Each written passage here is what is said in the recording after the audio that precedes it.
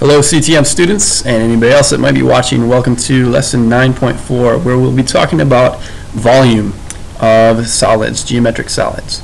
And so let's get right into the vocabulary here. We should know these terms by the time we're done with this lesson. Some of these things will not get formally defined, but we'll be talking about pretty much all of these things I think at some point during the lesson. So make sure you understand them. By the time we're done, make sure you're using those extra examples in your book to help you understand things as well. Look who's back. It's Euler. Hello, Euler. Leonhard Euler. And man, he shows up everywhere. He's in geometry, he's in set theory stuff, he's in graph theory stuff. He has been all over the book on this one. Very famous, important mathematician. He proved a lot of things, that's for sure. So on this one, this is Eulers Polyhedron formula. The geometry book that I teach from calls it Euler's theorem, so I might refer to it like that sometimes. But let's draw a three-dimensional picture of a rectangular prism. So this rectangular prism, it's going to look kind of like a computer tower, or maybe like a shoebox on its side. This is just one sample of a rectangular prism. They don't always have to look like this, but a box is another way we can think of this. But if we want to sound more technical, more fancy, which sometimes I do, sometimes I don't, but right now I do. I want to sound a little more fancy. This is a rectangular prism right there. And so this right here, this part would be a face. And let's use our different color to label these things here. That's a face right there. So I'm talking about this part, this rectangular portion of that. That's going to be a face right there. Where all these things come together, all these lines, they're actually called edges, where all the edges come together. That's going to be a vertex. We'll call that V. Vertices would be plural for vertex. And then this right here, this would be an example of an edge, which we'll refer to as E. Now the book has the formula written in a little different way than this, but they're equivalent formulas. So I'm going to give you the way I think is a little easier to remember. The one that I use in my geometry book is this: F plus V equals E plus 2. And why I think this is the easier way to remember this as compared to what's in your book, I want you to think of fave 2, like your favorite two things. That's how I remember this one. This is like fave 2. So let's write that underneath in our different color when you think this through. I'm going to put the A lowercase because we don't actually include that right here, but think fave 2. If you think of that, that should help you remember the formula. So this is actually true. If we counted up the number of faces here plus the number of vertices here, if we added those up, it would equal the number of edges plus 2. There's actually 6 faces right here. I see 8 vertices, and so I would have 6 plus 8. There should be 12 edges. I count 1, 2, 3, 4 in the back, then I've got 4 here, and I've got 4 down here. That would be 12. So that actually works out for this one, just like it should. It should work out for any polyhedron. And so example 1, let's say we have something like this. Suppose a certain polyhedron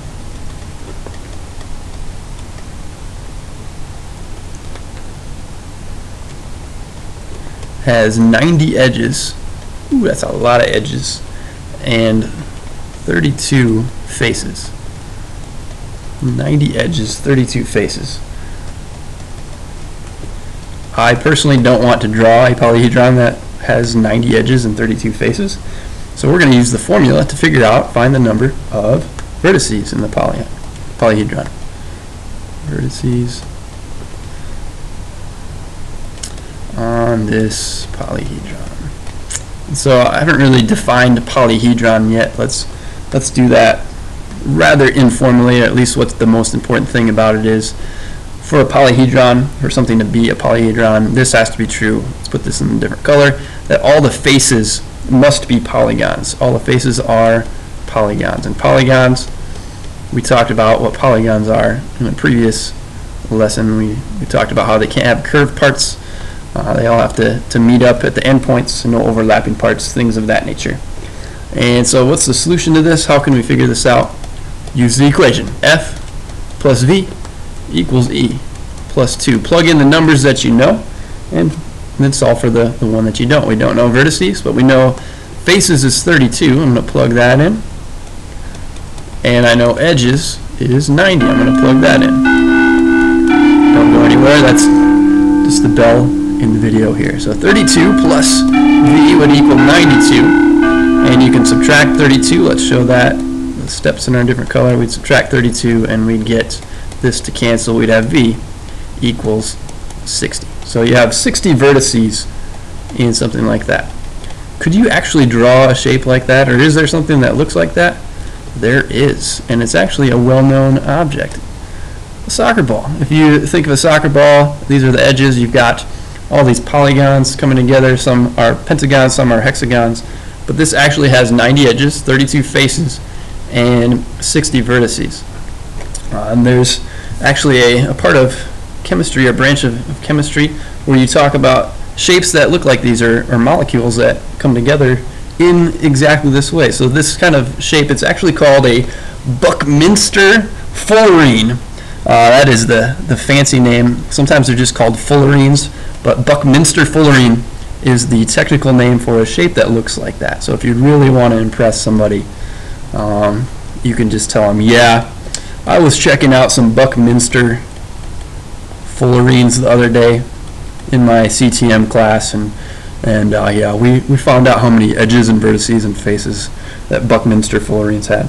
So if you hear that, think soccer balls, yeah, and then you'll be on the right track. So some branches though of chemistry, or some aspects of chemistry, we'll use that. There's something in chemistry called a Buckminster fullerene.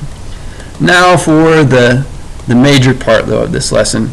That was kind of a minor part. The major part of this lesson is talking about the volume formulas. So here, let's split this up into, let's have 3 columns.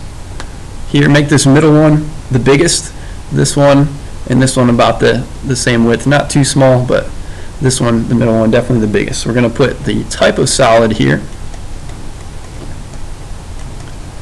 We're going to go with the picture here, and the formula over here. And so the type of solid, first that we'll start with a rectangular solid. You may also hear it called a rectangular prism. That is another name for something like what we're about to draw here. Or you may also just hear me call it a box, and a box is the same thing. So let's draw a box three-dimensionally. Just draw the best picture you can here. You can draw a rectangle like that. If you're using a pencil, you can draw another rectangle right behind it. If you're not using a pencil, I would say just hold up for a second. Hopefully you are using a pencil though, so you can erase. So if you draw another rectangle right behind it, this is the way most people seem to find it easiest to draw these. And then just connect those two rectangles with some solid lines there. And then make the parts that are hidden, or that you can't see, make those parts dashed lines. So you couldn't actually see that part there, or these parts there. And now you've got a nice looking box, or rectangular solid, rectangular prism, whatever you want to call it, works there. And so let's call this L, W, and H. And if you have something like that, you're going to have a volume of length times width times height. That's the formula we need to use for something like that. If you have a cube, there's another formula you can use. The book talks about the volume of a cube being S cubed, S times S times S, because in a cube the length, the width, and the height are all the same thing. So that would work for a cube, side cubed, but it's still based on length times width times height. So that's one of the things we've got there. And then as we go, I wanted to point out some cool little buildings or something else that we can see. This somewhat a somber mode here as I explain or tell you what this is. You can see the Statue of Liberty here. These are before 9/11, the World Trade Center towers were basically in the shapes of rectangular solids or rectangular prisms. So you could have found the volume of those buildings by using that formula. But next up we have a prism, just any old prism in general. There's all kinds of different types you could have. It just depends on what the base looks like. So for these ones, let's draw 2 triangles and connect them. two congruent triangles, one right on top of the other, and then connect them here. I'm going to erase things in a little bit. So that would be one possibility. You could have a quadrilateral type prism. Oops, I meant to draw. Still want to keep these as two congruent shapes and just connect them with the lines like that. Okay, so that would be another type of prism. This one would have a quadrilateral, and more specifically here I tried to make this an isosceles trapezoid as the base. That's a possibility. You could have a pentagonal prism. You could have a pentagon as the base. You could have a hexagon as the base. You could have a dodecagon as the base. You could have any polygon as the base. So these are just some samples. That would go to there, that went to there. Some samples of some different looking prisms. And then let's make hidden lines for things you couldn't actually see. Couldn't see that. Couldn't see that. We could see the rest though. And we couldn't see that here. There we go. And couldn't see that there. And then on the pictures, let's actually do this in red all along here. So I'll put in red the measurements. So I'm going to make that in red or in your different color.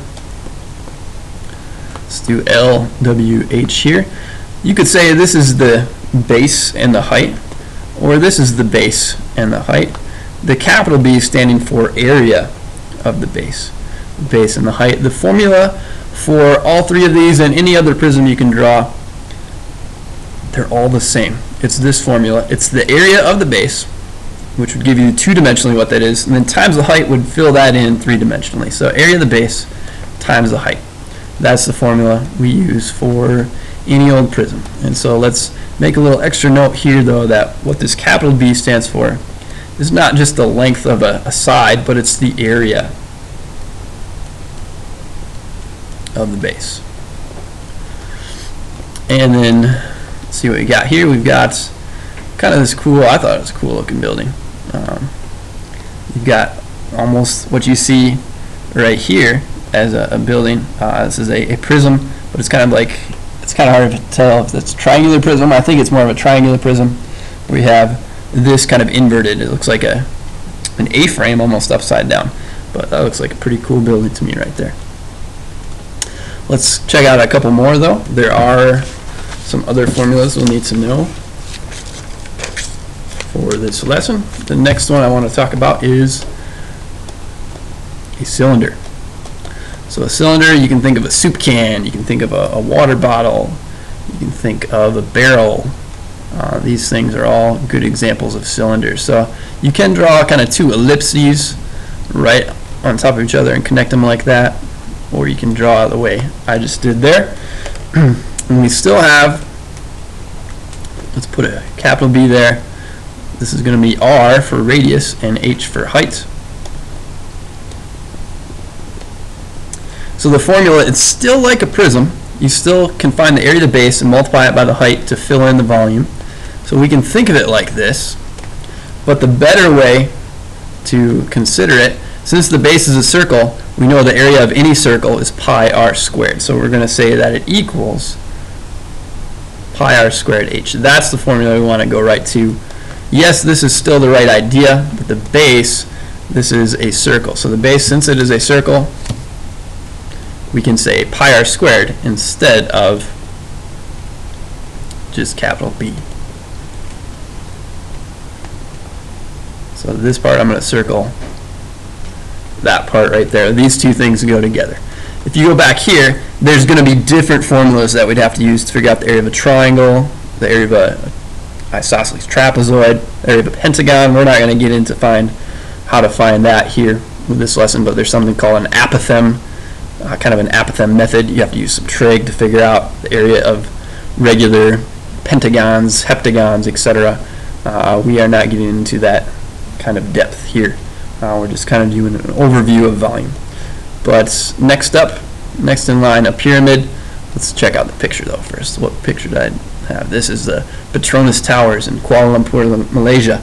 I'd love to go visit there someday, but the shape, at least from here to here, is more or less a cylinder. So if you wanted to find the volume of these towers, you could find the radius and the height of those things, at least from here to here, that portion of it, and you could find the volume of those floors. A pyramid, the best way to do this first, I think, is to draw a parallelogram,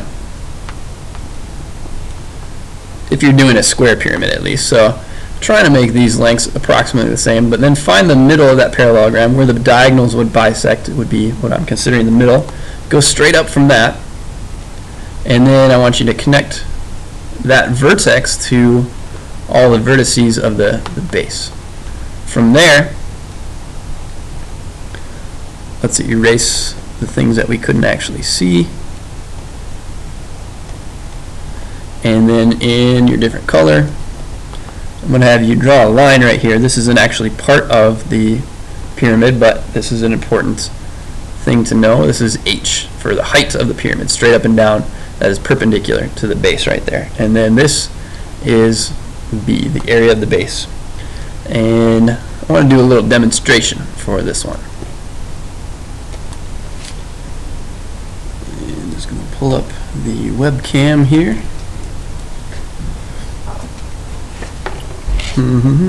Coming on. Are you coming on here? Where'd you go? It's there. I just need to pull it up, I guess. There we go. So, in my hands, I have a prism right here. This prism is looking like a cube, yes, but it's still a rectangular prism. And I have a pyramid. These have the same base area, and they also have the same height, perpendicular height, straight up and down. So the same height, same base area. I'm going to fill up the pyramid and see how many of those pyramids it takes to fill up the prism. And so, get my technology out of the way here so I don't spill on that. But I'm filling up the pyramid. It's one time. And let's see. Does that fill it up? No, we still got another 2/3 or so to go. Hint, hint. So I'm going to give you, fill up another one. Woo. There's 2. Still got some more to go. Do that one more time. See if that'll be enough. And right here is the 3rd one. Don't spill on your laptop. Okay, so I did leave out just a tiny bit because I didn't want it to spill over. But you notice that filled it up right there. So if I had 3 pyramids, and those pyramids have the same base area and same height, same base and same height as,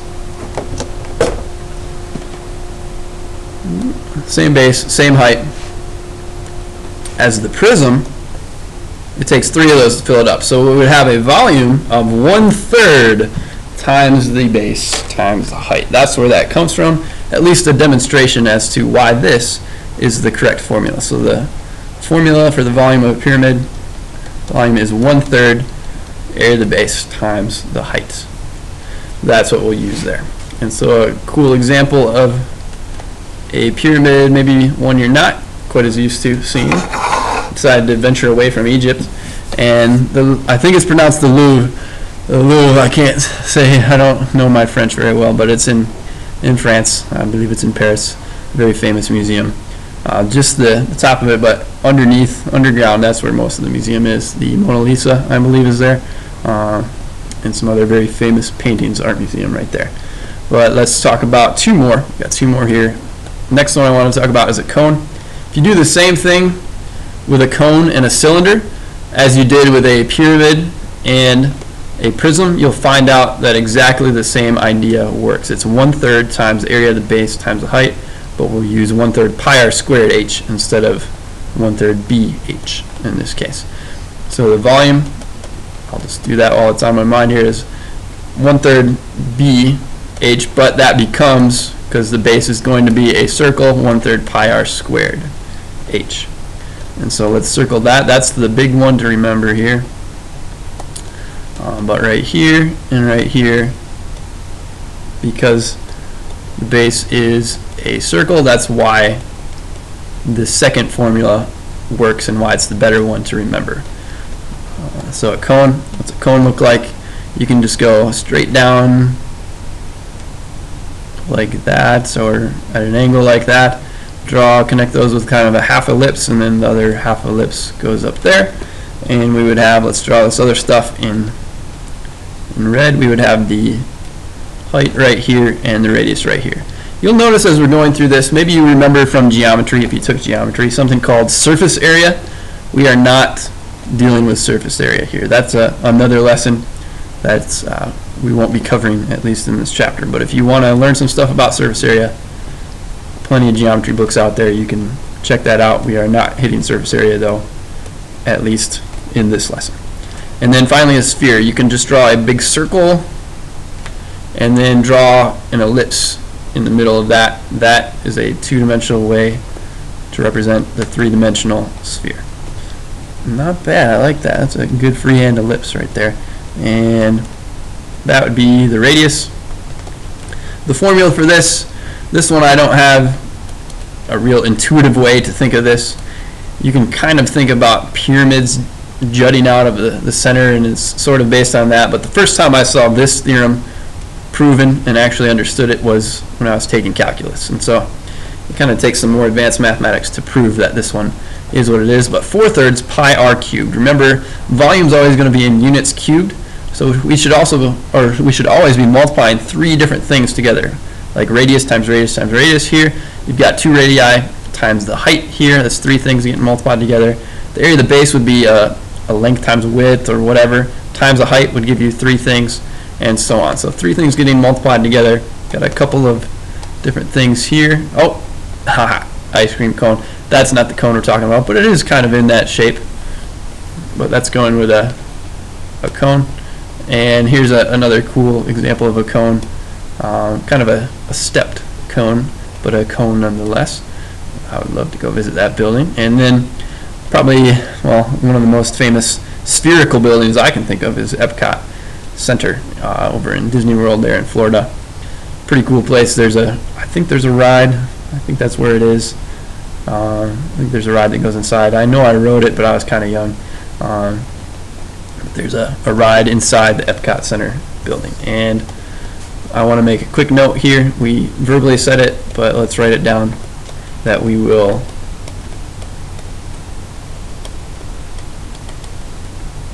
not cover surface area here. It is an idea, so I'll say in this lesson. Quite possibly in the book too, or in our class. My CTM students probably won't be covering surface area, but there's a chance that we could talk about some things there. But at least for the sake of this lesson, no surface area. Surface area is a little tougher, I think, than volume to get the hang of, actually. So I think for you, if you don't like tougher things, well, toughen up. I think you should like, or should be challenged in your life. But yes, volume's a little easier than surface area, and we're doing the easier things. But we're going to try to find the volumes of the following solids here. And volumes, I'm going to write under there. There's going to be a couple where we'll find missing parts instead of volumes. So I'm going to write volumes or missing parts of the following solids. Let's start off with a pretty basic one. I'm going to draw the picture here, and I'm going to work it out here. Make sure you make these pretty large, so we should have plenty of room to work the problem out. Picture here, and then step-by-step equations here. We should just need like 4 or 5 lines for each one. If you do 6 or 7, then you'll definitely be in good shape. So let's draw a picture of a rectangular prism. It's not necessarily going to be a cube. It's not going to be a cube, actually. I'm showing you the other way to draw a rectangular prism now. So I draw the square, and then go back the same distance, and then do that, and then kind of find where these, in your mind's eye, where those 3 lines would come together. I put a point right there, and I connect them with dashed lines like so. So you can still draw the 2 rectangles right there and connect them and erase later, or you can do that like I just did there. And let's put let's keep using our different color to label the lengths here. I think it'll just help it stand out and make it easier to see. So let's say that's 7, 5, and 10 centimeters right there. What kind of shape is this? So first, with these problems, determine the type of solid it is. This is a rectangular prism. So we can either think of it as just a prism, we can think of base times height, but the base is going to be length times width, and then we'll have that times height. So use this formula. Let's write it down in general first, that it's L times W times H. I'm trying to show you good steps to use to solve problems like this. So volume is length times width times height. The length is 10, the width is 5, and the height is 7. And perhaps you notice that it doesn't really matter what order you'd multiply them in. So from there, we would have 10 times 5, that's 50, and 50 times 7 is 350. And apparently somebody cannot read the sign on the door that says unavailable. Did you hear the knock? I don't know. So 350 centimeters cubed is the final answer on that one. I'm in the middle of taping a video. I'm recording. I can't help you out right now. From there, let's draw a hexagon. All right, let's draw a hexagonal prism. And we can start by drawing a hexagon there, and then you can either come down the same length and connect, or you can draw another hexagon, a congruent hexagon underneath it, and then connect and erase. I'll choose to do that here. So I'm going to connect all these. I know that one's going to be hidden, so I might as well make it hidden while I'm at it. And that one's solid. A couple of these other ones should be hidden. That one should be hidden. This one and that one right there. And now let's put in some measurements. From here to here, I'm going to say that's 12 inches. From there to there, 12 inches. I'm going to tell you that from here to here is 8 inches, all the way across 8 inches. And then this one's going to be 4 inches. That length right there is 4 inches. And I'm also going to tell you that from here to right here, that's 5 inches. So there are some different ways to calculate the areas of certain shapes like this. I'm going to tell you that this is not a regular hexagon, but we can use what we have here to figure this out. So the volume of any prism, we got capital B times H. Area of the base times the height. Now, how can we figure out the area of something like this? Oh man, that's going to be kind of tricky, isn't it? Well, yeah, but think of it like this. Think of it as two. Do you notice what I have here? I've got two parallelograms. I've got a parallelogram here and here. These are going to be congruent parallelograms. I'm telling you that these are the same. We can assume that this one and this one would be congruent parallelograms. And so we can use that idea here to figure out what that is going to be. So we can use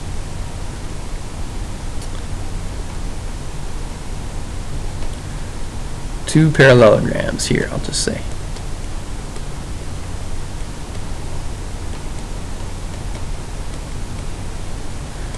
Two parallelograms to calculate this.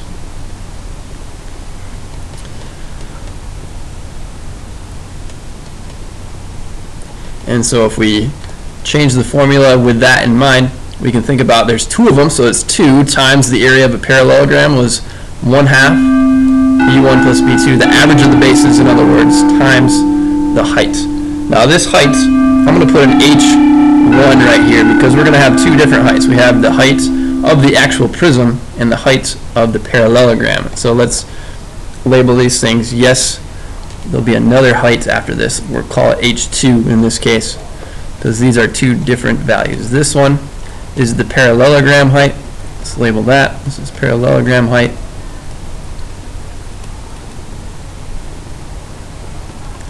And this one is the prism height. So this one I think will actually be the trickiest of the examples we do here, or one of the trickier ones. And so if we fill in the values that we know now at this point, we will get this. We'll get 2 times 1/2. We'd have 8 and 4 being the lengths of the bases. We've got 8, we've got a 4. This times the height, 5, times the second height, the prism height is 12. And so if we multiply all this stuff together, or simplify correctly, we would have, first here, this would be 12, and then 12 times, and then 2 times 1/2 would just be 1. So I've got 1 times 12 times 5 right there. That times 12 over here. This would be 60 times 12, which I could simplify to 720 inches cubed. Remember, volume is always in units cubed, so don't forget to include that at the end. So a little tougher one, a little trickier one, at least setting it up right. But notice again, you have 2 parallelograms here and here. They're going to be congruent parallelograms. You can use that idea to help you figure out the area of the base. This will not always be done the same way, the area of the base. You have to think about it situationally. It could vary from one thing to the next. Let's draw a little wider cylinder there. So this one's going to be a cylinder. Yeah, not my best looking cylinder. Looks like it got crushed a little bit or something, but I think you get the idea. And we go all the way across. That would be the diameter, I'm saying, is 20 kilometers. This is a large cylinder, 20 kilometers across, 35 kilometers high. And so what's the volume going to be? Well, this is a cylinder, so what's the formula that we use? We use pi r squared h. That's the one I want to refer to. So let's write that down. We got pi r squared h. And so from here, we have pi times, well, this is going to be not 20 squared, that's the diameter, this would be 10 squared. So we have 10 squared right there times 35. Let's make a little note to ourselves here where this came from. This was just 20 divided by 2. 20 divided by 2, that's where the 10 comes from. And so from there, we've got pi times 10 squared is 100, and 100 times 35 would be 35 with 2 zeros after it. We have that much pi kilometers squared, or kilometers cubed. And if you do round, I want you to use, let's go with, unless the book says otherwise, use 2 decimal places. I think that's a good way to go about it. And so we'll take 3,500 and we'll multiply it. Calculator, there we go. 3,500, 1,000 times pi. Use the pi button on your calculator. We have 10,995.57 if we round that off. 10,995.57. So this is kilometers cubed. This would be an exact answer on the top and an approximate answer on the bottom. If they ask for exact answer, to leave your answer in terms of pi, you'd write it like that. If they say to approximate it, you'd write it like that. Now let's draw a pyramid here. This one's going to be a pentagonal pyramid. You can actually have a pentagon or a hexagon or whatever you want as the base of a pyramid. And so here's my center point, my vertex up there. And I still need to draw, I'm going to draw these hidden. This is going to be, there's my pentagonal base.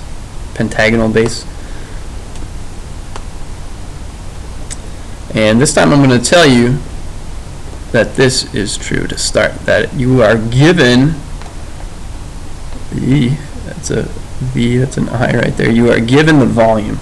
You're told that the volume is 1,800 millimeters cubed. So let's say we are given that to start. How could we find the missing part?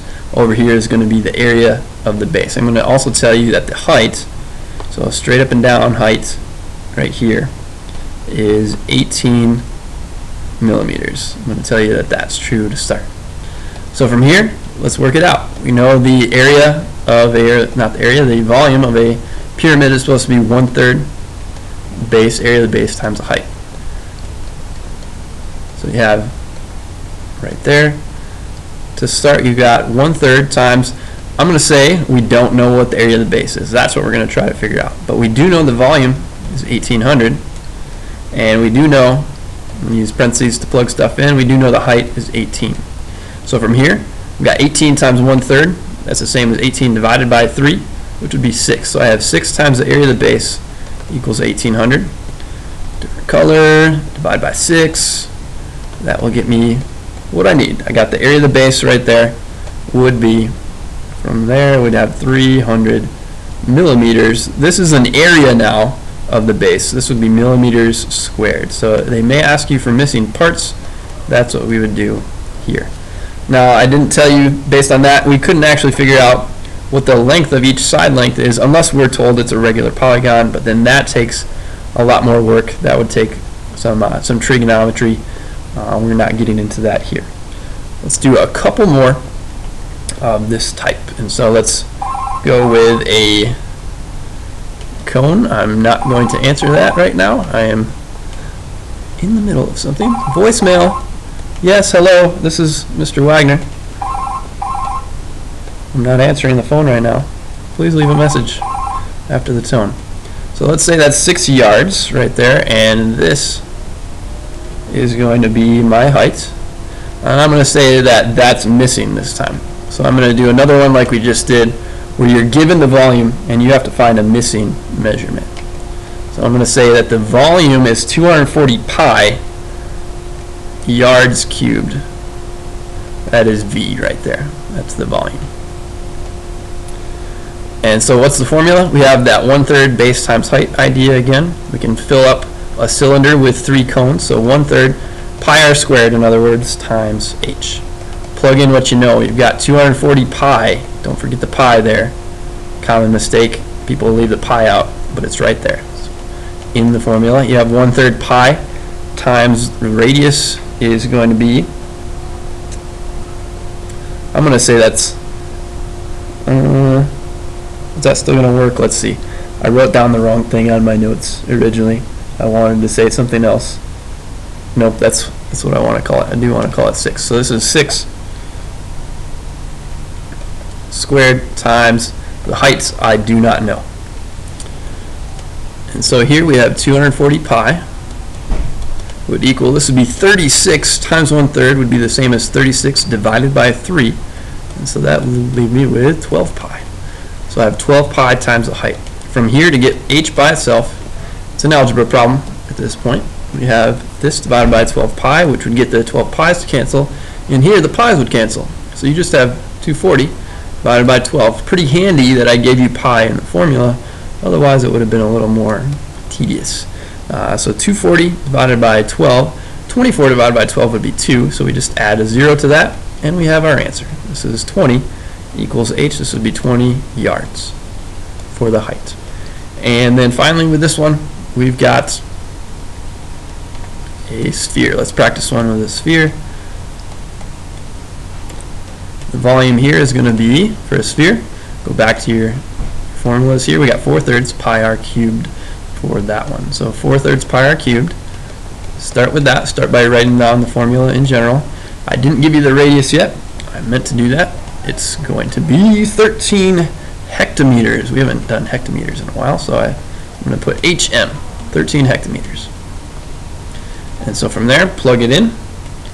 You've got 4/3 pi times 13 cubed.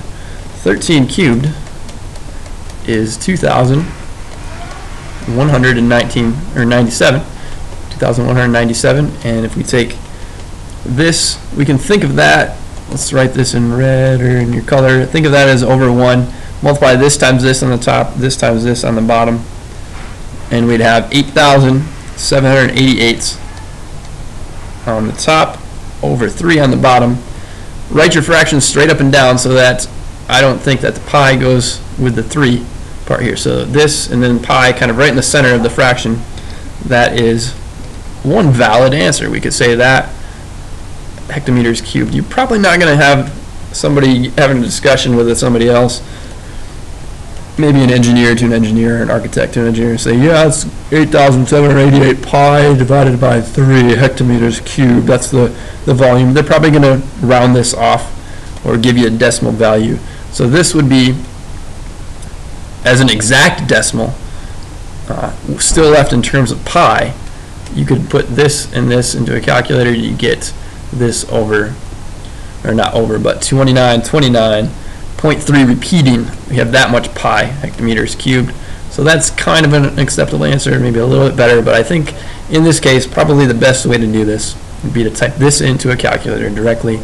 You could type this into a calculator directly, and we'd have 9,202.78 hectometers cubed right there. So all these three would be acceptable answers. Depends on the context, though, what the best answer is. If they say give an exact answer, one of these two would be better. If they say give an approximate answer, this one would be better. From there, I think I'm done. Did I show you all the pictures I wanted to? Yep, I did. So some cool buildings there. You can I find geometry all over the place in everyday life. Very useful topic to make sure you have a handle on as you go into the real world.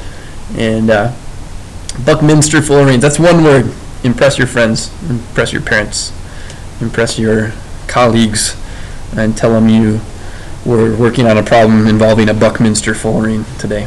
Okay, have a good day, everybody, and I'll catch you later. Bye-bye.